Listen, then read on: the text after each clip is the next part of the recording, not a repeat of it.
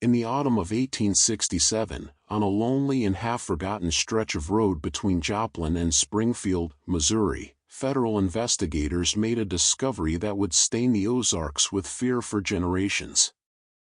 Buried beneath the creaking floorboards of Sullivan's trading post, they uncovered ledgers unlike any ever seen. Inside, page after page listed the names, descriptions, and estimated fortunes of more than 300 travelers. And next to each name, written in careful Irish script, were notations that made hardened lawmen shiver: route taken, Devil's Backbone Trail, expected return, none, gold recovered, $2, 400. The final entry, dated barely 2 weeks before the ledgers were seized, was the most chilling of all. H. Zimmerman, German prospector traveling alone. Estimated $8,000 in dust. At the bottom of the page, a hurried scrawl: Shaw nervous. Patrick says, "We finish this one, then leave Missouri for good." What those investigators had stumbled upon in that out-of-the-way post was not a simple business ledger but a death register, one that pulled back the curtain on the most intricate murder conspiracy of post-Civil War America, a scheme so vast and insidious it reached into the very heart of southwest Missouri's power structure. Before we continue with the bloody tale of Patrick and Shaw Sullivan, make sure you're subscribed to the Story Vault for more stories of history's darkest mysteries. And drop a comment below telling us what state you're listening from. We love seeing where our audience across America is tuning in. The saga of the Sullivan brothers begins not with their crimes, but with the land itself, the Ozark Mountains in the aftermath of the Civil War. It was a wilderness of deep hollows, rugged ridges, and endless forests where federal authority was thin, and law was whatever men with guns claimed it to be. The year 1867 found this corner of Missouri in near chaos. The Civil War had ended just 2 years earlier, but its wounds festered. Former Confederate guerrillas prowled the thickets, now living as outlaws and thieves. Union veterans, many of them Irish immigrants who had fought believing land and opportunity awaited them, returned to find only poverty and hostility. It was into this turbulent land, in the spring of 1864, that Patrick and Shaw Sullivan arrived. 2 brothers from County Cork, Ireland, both had worn Union blue with the 9th Missouri Infantry. Patrick, at 32, was sharp-minded, quick-tongued, and capable of charming even the most suspicious traveler. His younger brother Shaw, 28 and built like a prizefighter, carried with him a lesson from war: violence, carefully and decisively applied, solved the problems charm could not. The brothers established their outpost at a crossing locals ominously called Hellhound.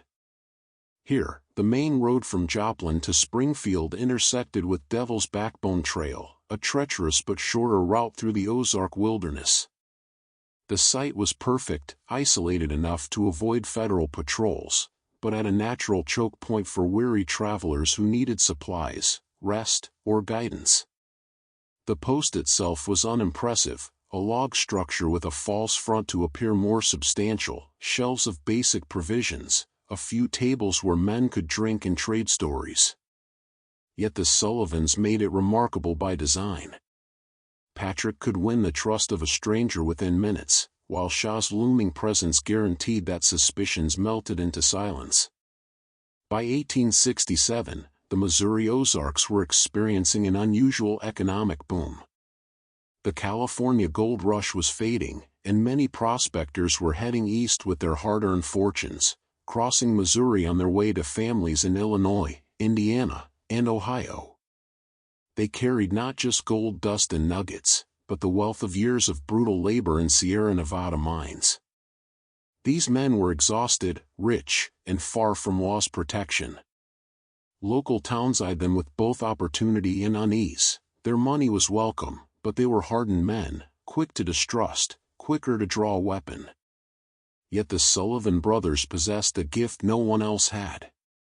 Prospectors who walked into Hellhound Crossing suspicious and guarded often left hours later laughing, shaking hands, and clutching carefully marked maps that promised the safest, swiftest route home.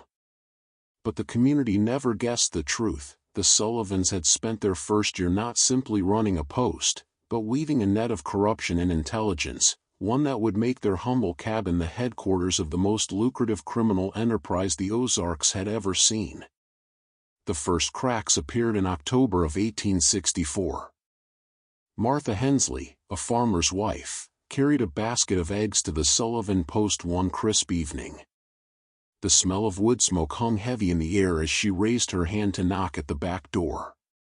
But through the thin log walls she heard voices. Patrick's Irish lilt mixed with the words of a stranger.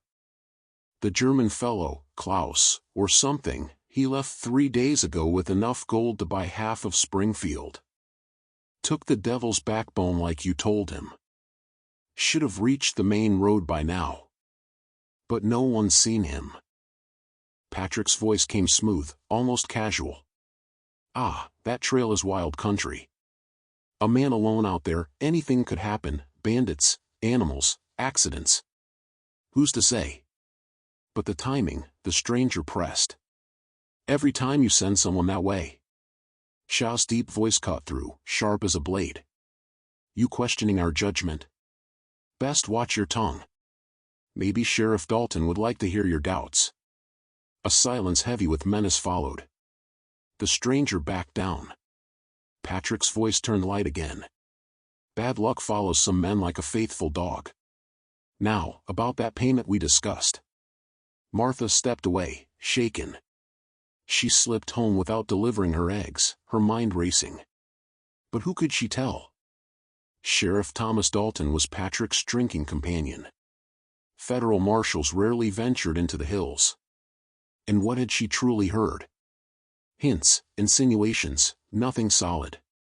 She chose silence. A silence she would regret forever. Within 2 weeks, 3 more prospectors vanished along the Devil's Backbone. The whispers turned into fearful rumors. By December, the disappearances could not be ignored. Frederick Steinbeck, a German immigrant running a Springfield boarding house, began searching when his brother-in-law Klaus failed to arrive for Christmas. Klaus had written from California, promising he'd be home by December 20th. When New Year's came with no sign, Frederick traced his likely path. It led him to Sullivan's post. Yes, they remembered Klaus. A fine man, Patrick said, good English despite his accent. He had left on November 18th, map in hand, bound northeast along the backbone. Patrick even produced the map, marked carefully with campsites. We warned him against traveling alone, Patrick added gravely. Told him the country was dangerous. Shaw nodded in agreement, solemn and convincing. Frederick left unsatisfied but not certain. Their story was plausible. Their concern seemed real. He returned 3 more times in the weeks that followed, hoping for a slip, a contradiction. He never found one. The brothers were too cautious. By spring of 1865, the pattern was undeniable. Travelers vanished with unsettling frequency, especially along the trails near Sullivan's Crossing. Sheriff Dalton waved away concerns, blaming bandits, deserters, and the chaos left by war. A man with gold, traveling alone, takes his life in his hands, he told citizens. Few dared question him further. But beneath the calm words of authority, fear spread like wildfire through the Ozarks. Something was deeply, dangerously wrong in the shadow of Devil's Backbone, and the name Sullivan was whispered with both respect and dread. That's simply the reality of our times, Sheriff Dalton would often say when confronted about the growing number of missing travelers. Yet privately, unease gnawed at him. He did not suspect the Sullivan brothers, far from it. Patrick Sullivan had, in fact, become one of Dalton's most trusted informants. The Irishman had a gift for predicting where trouble would flare, often providing tips that led Dalton straight to genuine outlaws. In just 2 years, Patrick and Shaw had assisted him in solving more cases than he had managed in the 5 years before their arrival. They alerted him to stolen goods being sold in backroom deals, pointed out itinerant thieves posing as traders, and even provided testimony that put several violent bandits behind bars. Their steady cooperation earned Dalton not only trust in the brothers but a quiet sense of obligation to protect them. So, when Frederick Steinbeck pressed him about his missing brother-in-law Klaus, Dalton's patience finally broke. "The Sullivan brothers have done more for law and order in this county than any other men I know," Dalton barked during a tense meeting in March 1865. "They've helped me jail murderers. Their information has saved lives. And they've never asked for a damn thing in return except the right to run their business in peace. I sympathize with your loss, but harassing good citizens with baseless suspicions is not justice, it's slander." Frederick left the sheriff's office that day certain of one thing: the local authorities would never lift a finger against the Sullivans. But he was not alone. Across the Ozarks, more and more families were asking the same questions. Where had their sons, fathers, and brothers gone? And why did so many last pass through Sullivan's post? Meanwhile, the brothers were quietly transforming their modest trading post into something far more dangerous. By 1865, it had become the hub of an intelligence network stretching from the Kansas border to the Arkansas hills. Every traveler who passed through was a source of information: where they came from, where they were bound, what wealth they carried, and whether they journeyed alone or with company. Patrick recorded it all, but not in the ledgers shown to customers or federal agents. Hidden beneath a false floorboard in the back room lay his true archive, notebooks filled with details that read like dossiers compiled by a professional detective. He noted not just names and possessions but temperaments, habits, and vulnerabilities. Over time, Patrick had devised a near-scientific method of identifying the perfect mark: lone men returning from California with heavy purses of gold, headed to families far away, whose disappearance would not raise alarms for weeks or months. Yet the brilliance of their operation was not simply in target selection. The Sullivans built a network so intricate that even seasoned investigators would have struggled to untangle it. The actual killings and robberies were carried out by bands of hired brigands, but the conspiracy stretched much further. Merchants laundered stolen gold through legitimate trade. Officials quietly redirected inquiries away from Hellhound Crossing. Even ministers vouched for the Sullivans' piety, swearing before congregations that the brothers were God-fearing men of impeccable character. By the spring of 1866, the machine was running so smoothly that its very crimes were fueling local prosperity. Blood-stained gold, laundered into clean currency, bankrolled new shops, church buildings, and even the region's first proper schoolhouse. The cruel irony was impossible to miss: the murders that devastated families hundreds of miles away were building stability and respectability in the Ozarks. Generous donations, steady employment of locals, and outward civility cemented the brothers' reputation. To their neighbors, Patrick and Shaw were not predators but pillars of the community. Still, behind that polished facade, the killings went on, methodical, regular, precise as military campaigns. And then, the beginning of the end came, not from sheriffs or marshals, but from a mother's grief. Her name was Elalina McGreedy, a war widow from Illinois. Her husband, a Union officer, had fallen at Shiloh, leaving her to raise their only child, Thomas. Against her pleas, 19-year-old Thomas had joined the stream of fortune seekers rushing to California.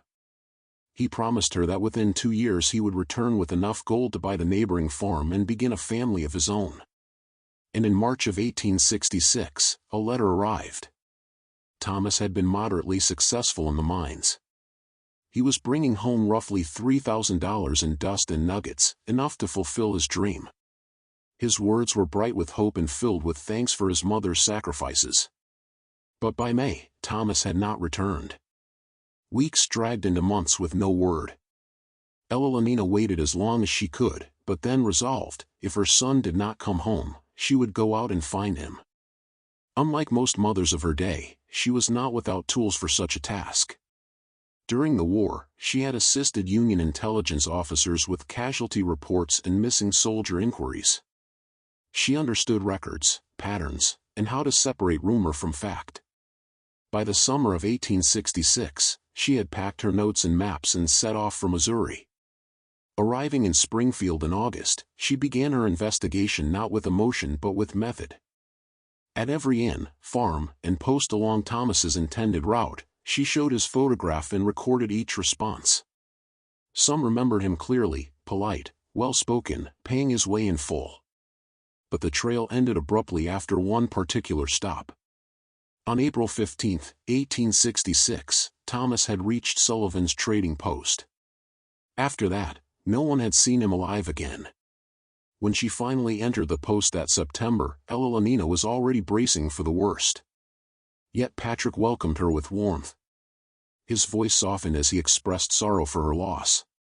He produced neat records showing Thomas had bought supplies and, according to Patrick, received strong warnings to avoid shortcuts. "Your boy reminded me of my own brother in Cork," Patrick said with a sigh. "I begged him to wait for others to travel with. But he was determined to reach home to his dear mother." Shaw then produced a carefully marked map, showing the longer, safer road to Springfield. The brothers even gave her names of supposed witnesses who could confirm their story. Eleanor left unsettled, yet outwardly convinced of their concern. It was not until the following day, on the road back to Springfield, that the realization struck her like a blow. Patrick had known far too much about Thomas's life, details that her son would never have revealed to strangers. How had he known Thomas was her only child? How had he known about his promises to buy a farm, or the exact sum of $3,000 he carried? She had told no one of those particulars. That night, in her small room at the Palmer house, Elalina made her decision. She would not go back to Illinois. She would remain in Missouri and uncover the truth herself. Renting a modest home on Springfield's outskirts, she began what was, in all but name, an intelligence operation. Using wartime techniques, she built case files on every missing traveler, drew maps of routes, and tracked disappearances like a military campaign. Her work was aided by three factors. First, as a woman, she was underestimated. Men spoke freely in front of her, assuming she posed no threat. Second, her war work had trained her to detect inconsistencies and lies. And third, she had the patience and resources to pursue her inquiry with a thoroughness no grieving relative before her had managed. By December 1866, her files documented 47 vanished travelers, almost all last seen at or near Sullivan's trading post. More telling still, she noticed the pattern: men alone, flush with gold, bound for distant homes where their absence would take time to spark alarm. And then came her most important discovery, one that would change the entire course of her investigation, an unexpected source of information that began to unravel the Sullivans' carefully maintained facade. A conversation with Mary Catherine O'Brien, an Irish immigrant seamstress in Joplin, would forever alter the course of Elalina McCready's investigation. O'Brien, who had grown up in the very same county in Ireland as the Sullivan brothers, carried knowledge that was as dangerous as it was damning. But she was frightened enough that even speaking in whispers felt like treason against her own survival. During a modest church social in January of 1867, chance brought the two women together. Over a plate of bread and tea, Mary Catherine let slip an observation. She recognized the peculiar cadence in the brothers' voices, accents that could only belong to men from County Cork. When Elalina leaned forward with measured curiosity, asking if she knew more, O'Brien's demeanor shifted at once. The light drained from her face, her hands fidgeted at her skirt, and she glanced about the room as if enemies lurked in every corner. "Those men," she whispered, her voice thin with terror, "they are not who they pretend to be." What she revealed next made Eleanor's blood run cold. In Ireland, Patrick and Shaw Sullivan had gone by a different name entirely, Patrick and Seamus O'Malley. They had not come to America as innocent immigrants chasing hope, but as fugitives fleeing from a past already stained in blood. In 1862, before vanishing from Cork, they had been prime suspects in a string of highway robberies targeting farmers and merchants on lonely country roads.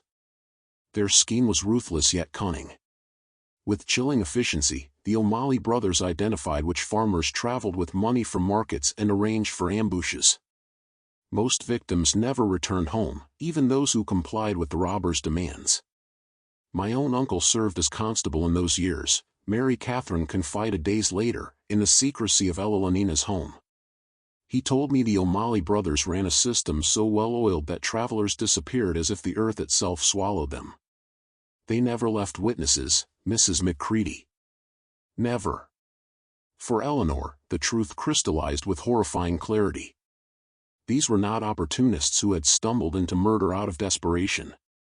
The men masquerading as the Sullivan brothers were seasoned killers, men who had perfected their trade in Ireland before transplanting their brutality to Missouri.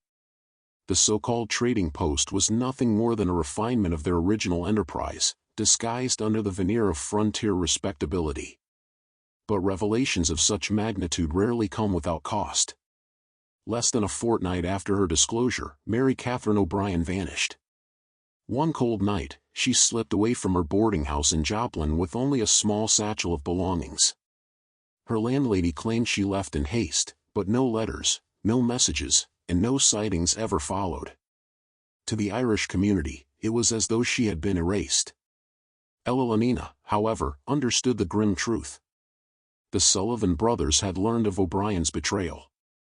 The seamstress had paid with her life for daring to expose their past. Worse still, Eleanor now realized her own quiet inquiry was no longer secret. She too was marked. Yet, rather than retreat in fear, Eleanor McCready resolved to strike back with unshakable determination. If local lawmen were unwilling, or more likely, complicit, then she would build a case so ironclad, so undeniable, that even the most corrupt official could not ignore it. The path forward was clear: follow the money. Every disappearance, every murder carried the same pattern. Alongside the bloodshed, large sums of gold and cash vanished. That wealth had to be converted into usable currency, and such conversions left trails only the diligent could follow. With deliberate patience, Eleanor began haunting Springfield's financial district. By day, she posed as an ordinary woman conducting private business. In reality, she was mapping transactions, memorizing ledgers, and studying the shadows cast by men who claimed legitimacy. It was there she discovered the hub of the web, Cornelius McBride, proud owner of Springfield's largest currency exchange. McBride routinely handled vast quantities of gold far beyond what his small mining claims could reasonably produce. And disturbingly, many of his largest conversions aligned precisely with the dates when travelers had last been seen alive near the Sullivan trading post. But the rot ran deeper than Eleanor could have imagined. McBride was not a lone conspirator. His exchange was but one spoke in a sprawling wheel of corruption, with merchants, bankers, and even city officials feeding greedily at its rim. The stolen gold was laundered through legitimate businesses, transformed into investments and profits that elevated the reputations of Springfield's most respected citizens. The conspiracy was not shielded by apathy, it was sustained by active participation from men in positions of power. Now Eleanor grasped the enormity of what she faced. The Sullivan brothers were not petty killers hiding on the frontier, they were enforcers and profiteers within a system that reached the highest seats of authority in southwest Missouri. She had not stumbled into a tale of murder, but into the heart of organized crime decades before the term would even exist. By February 1867, her files had swollen with damning evidence, financial records, witness testimonies, and trinkets retrieved from sites of violence. She understood, however, that in Springfield her evidence would mean nothing. Corrupt judges and bribed sheriffs would bury it before the ink dried. What she needed was authority untouchable by local influence. Her thoughts turned to Captain James Hartford, a federal marshal in St. Louis, and a man she had known during the war. Hartford had served alongside her late husband's regiment, his reputation for incorruptibility whispered with respect across Missouri. Eleanor wrote to him in early March, her letter a masterwork of restraint and precision. She did not accuse wildly, she laid out her findings in measured order, maps correlating disappearances to routes, names and dates aligned with suspicious transactions, statements that hinted at murder cloaked in commerce. Hartford's reply was swift. He would come to Springfield himself, but warned Eleanor to tread carefully until his arrival. He understood at once, she had unearthed not simple banditry, but a criminal empire. Yet information traveled fast in Missouri, and not all channels were loyal to the law. Within days, the Sullivan brothers learned of Hartford's impending arrival.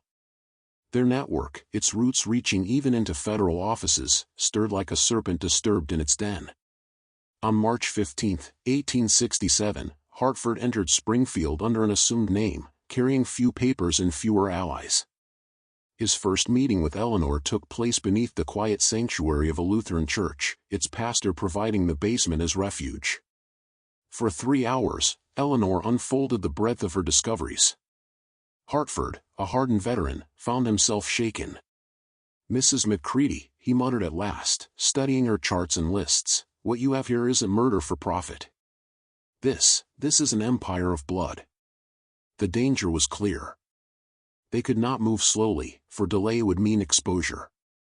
Hartford resolved to strike decisively, organizing raids across multiple locations at once before word could spread.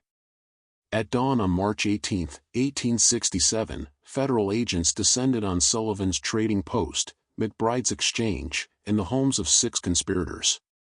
What they uncovered beneath the false flooring of the trading post confirmed Eleanor's worst fears. A hidden chamber stretched below, containing ledgers, artifacts, and trophies. Watches, rings, family photographs, all remnants of men and women erased without trace. More chilling still were Patrick Sullivan's own handwritten notes, dissecting victims as if they were cattle to be marked and slaughtered. In one entry, dated January 1866, he wrote coldly of a young Irish-American returning from the gold fields, Thomas McCready. He recorded the widow mother, the $3,000 in gold dust, the absence of close kin who might notice quickly. And then, with surgical cruelty, he marked the route, the Devil's Backbone, with a camp at Widow's Creek. He even noted which accomplices had been informed to lie in wait. But beyond the horror of individual crimes, it was the financial ledgers that sealed the conspiracy's fate. They revealed how every death was tallied, how each ounce of blood-soaked gold was parceled out to bankers, merchants, and officials who lined their pockets while travelers vanished. The Sullivan brothers had not simply committed murder. They had engineered a shadow economy of death. And now, for the first time, their empire of fear stood exposed to the light. Sheriff Thomas Dalton's betrayal was worse than anyone suspected. Federal agents uncovered that he had been receiving a personal fee of $200 from every victim's stolen wealth, a fortune in those years. Cornelius McBride, the respectable currency dealer, claimed legitimacy but took a 15% commission on every ounce of stolen gold he converted. Even Springfield's own mayor, Robert Crenshaw, was not untouched. His monthly payments exceeded his entire official salary. The rot had spread not only through the law but into the very heart of civic leadership. The raid on McBride's Exchange revealed the hidden sophistication behind the conspiracy. Ledgers, receipts, and investment contracts painted a picture of a money-laundering machine disguised as civic growth. McBride had not merely swapped gold for banknotes, he had washed blood-stained wealth into Springfield's economy, channeling it into shops, land, churches, and even charitable donations. To the townsfolk, these businesses appeared thriving and respectable. To investigators, they were monuments built on corpses. Meanwhile, the federal search parties combed the Missouri wilderness. At Widow's Creek, where Thomas McCready had last been seen, agents dug shallow graves. What they uncovered confirmed Eleanor's darkest fears. Torn clothing, rusted tools, and fragments of letters lay alongside human remains. The bones bore the unmistakable marks of violent death, skulls cracked by blunt force, ribs splintered by knives. For the grieving widow, the evidence was both vindication and torment. Her suspicions were now undeniable, but the truth revealed her son's agony with dreadful clarity. The most damning revelation, however, came not from the woods but from the office of law itself. During Dalton's arrest, investigators pried open his personal safe and found bundles of correspondence with Patrick Sullivan, letters dating back to 1864. These were no mere payoffs to ignore crimes. Dalton was an active partner, a planner. One letter, dated September 1866, froze Eleanor's blood when read aloud. The McCready woman persists. Her boy's case was one of our most profitable, and she will not let it rest. Perhaps it is time she joined him on the Devil's Backbone trail. The persistent rarely stop on their own. She is a danger to us all. Dalton's reply was equally cold. dripping with the bureaucratic detachment of a man accustomed to twisting law into weapon. Agreed regarding the McCready problem. But the killing of a woman invites federal scrutiny. Better we arrange an accident on her return journey to Illinois.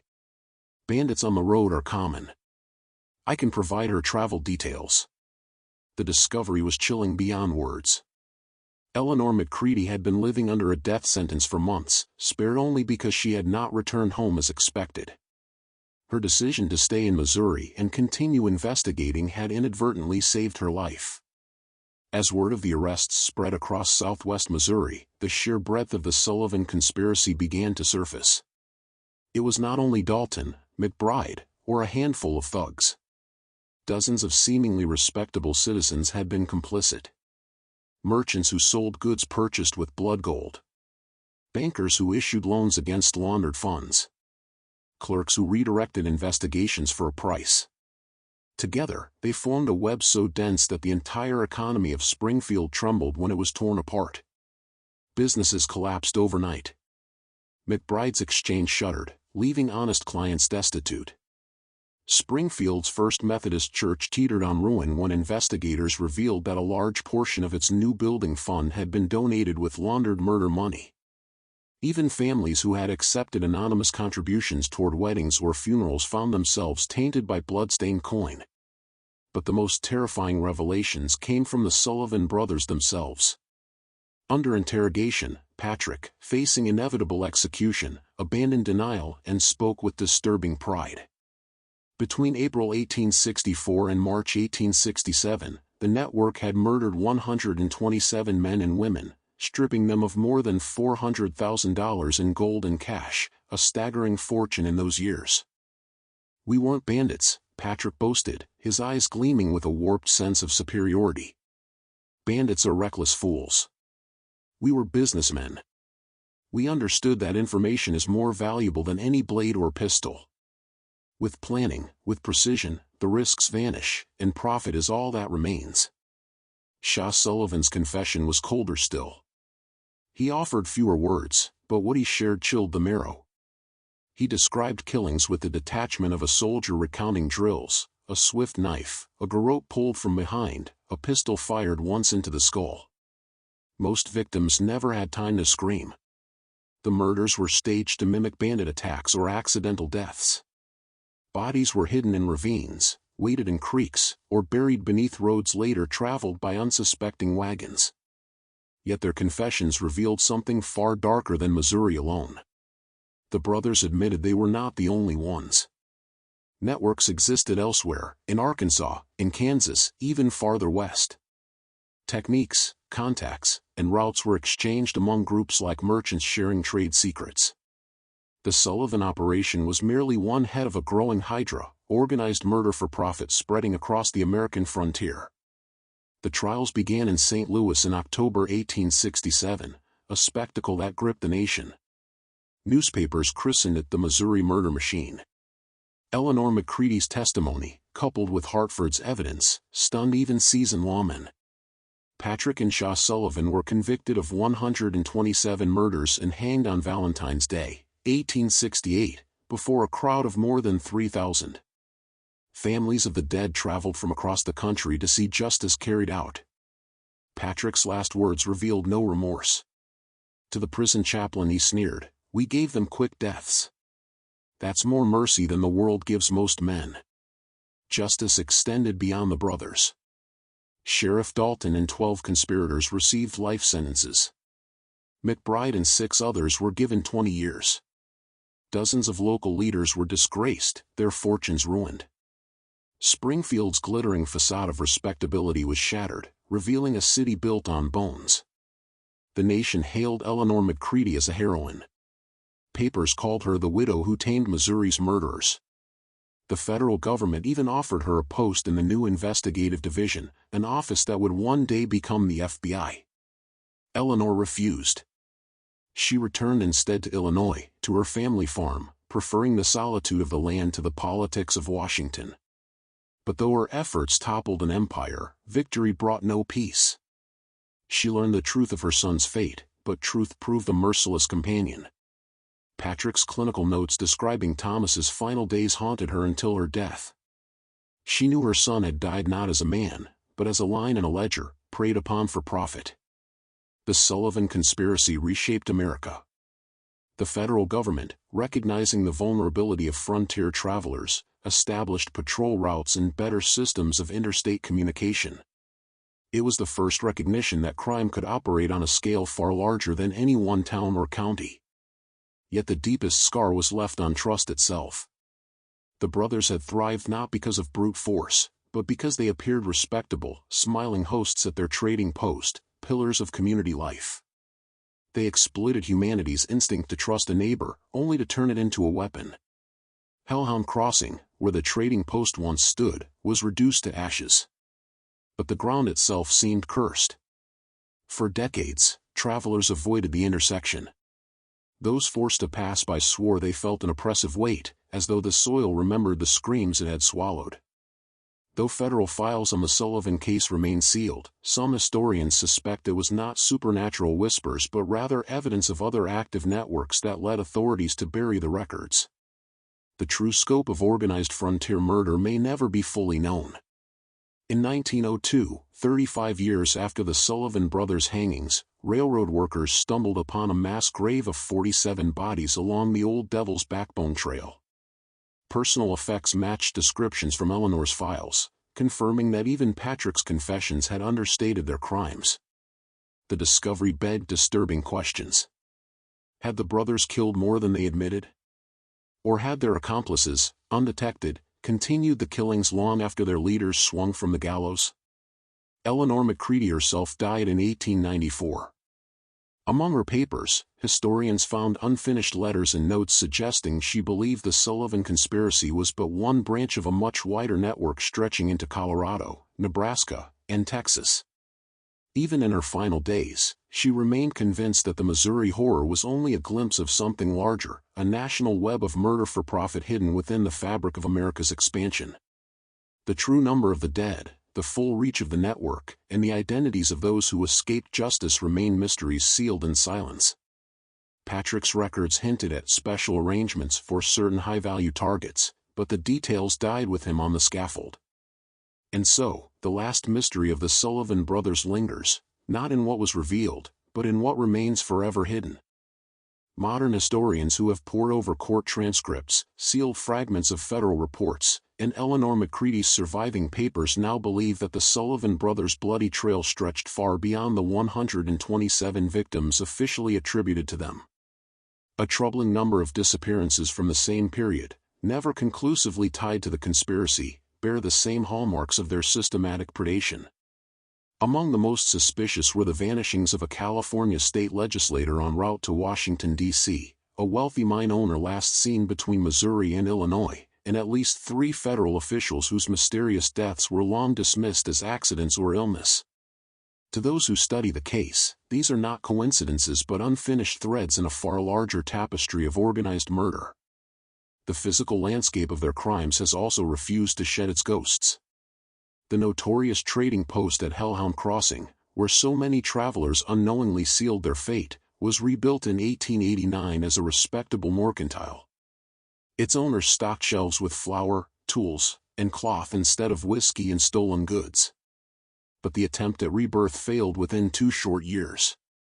Few travelers dared to stop there. Word of mouth carried whispers of blood, betrayal, and restless spirits. Eventually, new roads bypassed the cursed intersection entirely, and today, the site is little more than a ruin swallowed by thick Ozark forest. Only those who brave the woods on foot can find the remnants of wagon ruts, stone foundations, and an eerie silence broken only by the wind. Yet in the nearby towns, the memory never truly faded. Even now, families whose roots sink deep into the hills tell hushed stories of the Sullivans. The details have shifted with each generation, blurring fact with folklore, but the essence remains. Some claim travelers at night hear phantom cries along the Devil's Backbone Trail, as though the murdered are still warning others to turn back. Others whisper that descendants of conspirators remain hidden among local families, bound by an unspoken pact of silence that outlived the Civil War, outlived Eleanor McCready, and perhaps still endures today. But perhaps the most chilling lesson of the Sullivan case is not found in the past, but in its unnerving relevance to the present. The brothers were not supernatural monsters or criminal geniuses. Their power lay in something far more dangerous, the patient study of human nature. They understood that trust was a weapon. They exploited the ordinary kindness of strangers, the instinct to accept a smile or an outstretched hand. With meticulous planning, careful staging of disappearances, and a network of corrupted officials, they ensured that suspicion never landed where it belonged, until Eleanor forced open the truth. This is why the Sullivan story refuses to fade into dust. It remains a warning etched into history, that evil often arrives not with snarls and threats, but with respectability, charm, and the promise of help. Even today, in an age of highways, airplanes, and digital surveillance, the echoes of Hellhound Crossing linger. The Sullivans' legacy can be traced in the creation of federal patrol routes, in national missing persons databases, and in the investigative skepticism lawmen now bring when disappearances are too easily dismissed. And yet, unsettling questions remain. How many other networks operated quietly during the chaos of post-Civil War America? How many lost travelers, written off as victims of bandits, weather, or misfortune, were in fact consumed by conspiracies like the one in Missouri? Most disturbing of all, how many similar operations might still exist, modernized, shielded by technology, and cloaked behind the same mask of respectability? This tale reminds us of a sobering truth: the most dangerous predators are not those who lurk in the shadows, but those who stand in plain sight, blending into the very communities that trust them most. The Sullivan brothers thrived because people wanted to believe their neighbors were good, their hosts generous, their guides trustworthy. That very faith in human decency became the brothers' most lethal tool. So I leave you with this: do you think the full truth of the Sullivan conspiracy was ever revealed? Or do the sealed case files and Eleanor's unfinished notes suggest something far larger, something federal authorities believe the public could never fully know? Share your theories in the comments. Your voice keeps these shadows alive, and together we may see patterns others have missed. If this story gripped you, subscribe to the Story Vault, tap the notification bell, and share this video with anyone drawn to the darker mysteries of America's past. History's shadows are long, and they conceal secrets that demand to be uncovered. Until next time, remember this warning: the most terrifying criminals are often the ones who smile, extend a hand, and seem most eager to help.